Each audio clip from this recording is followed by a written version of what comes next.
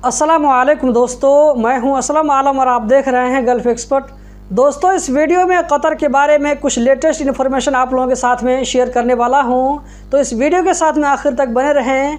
आज की वीडियो हम शुरू करते हैं। दोस्तों, यहां पर जो कुछ आप देख रहे हैं और सोच रहे हैं, ऐसा बिल्कुल भी नहीं है। देखने से ऐसा लगता है कि कोई बड़ा फुटबॉल हयात प्लाजा की बिल्डिंग से टकरा करके इसके कोने में घुस गया है, लेकिन हकीकत में ऐसा नहीं है, बल्कि वर्ल्ड कप की मुनासिबत से वहां के कारीगरों की एक नायाब कारीगिरी है। ऐसी कारीगिरी जो कि हर आने जाने वालों का ध्यान अपनी तरफ खींच लेती है। इसकी वीडियो और तस्वीर सोशल मीडिया पर वायरल हो रही है।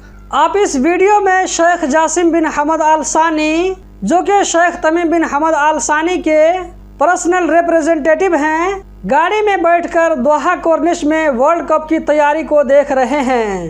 कतर में होने वाले वर्ल्ड कप को देखने के लिए वर्ल्ड कप के फैंस को कतर पहुंचाने के लिए सऊदी एयरलाइंस ने 780 फ्लाइट को अलग कर दिया है। इन फ्लाइटों के जरिए लोग रियाज, जद्दा, दम्माम से दोहा इंटरनेशनल और हमद इंटरनेशनल एयरपोर्ट के जरिए कतर आएंगे।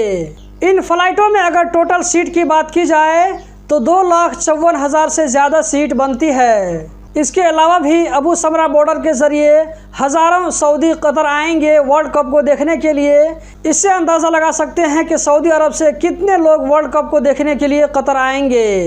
दोस्तों, यहाँ पर जो आप वीडियो देख रहे हैं, ये मुशर्रफ की वीडियो है, जहाँ पर अन्नाबी विलेज की ओपनिंग हो रही है। आप अंदर का सीन देख सकते हैं। यकीनन कतर ने वर्ल्ड कप की तैयारी में बहुत ज़बरदस्त काम किया है। लोगों को कतर पहुंचने के बाद में ऐसा महसूस होगा कि हम ऐसी जगह आए हैं जो कि दूसरी जगहों से मुख्तलिफ है। यहाँ पर मेट्रो की तरफ से एक अपडेट दिया गया है। मेट्रो की तरफ से कहा गया है कि जब से मेट्रो की सर्विस स्टार्ट हुई है, उस वक्त से लेकर के अब तक की सबसे बड़ी बात है वो ये कि 10 घंटे में 2,20,000 लोगों ने मेट्रो को यूज़ किया। इन तमाम लोगों को मेट्रो ने अपने मंजिल मकसूद तक पहुंचाया।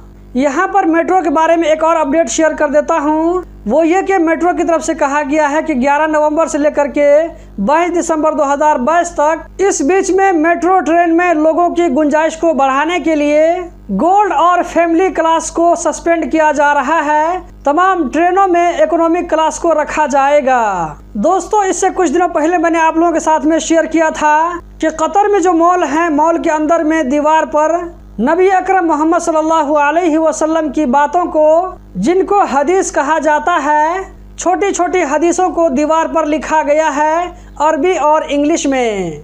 अब यही चीज़ आपको बाहर में भी देखने को मिलेगी। सड़कों पर आपको जगह जगह हदीस के टुकड़े मिलेंगे जिन्हें अरबी और इंग्लिश में लिखा गया है, ताकि बाहर से आने वाले लोग इसको पढ़ सकें और उनको एक अच्छा मैसेज जाए। तो दोस्तों, यही थी आज की वीडियो। उम्मीद करता हूँ ज़रूर पसंद आई होगी। इस वीडियो को लाइक करके आगे शेयर करना मत भूलें। इस वीडियो को देखने का बहुत बहुत शुक्रिया।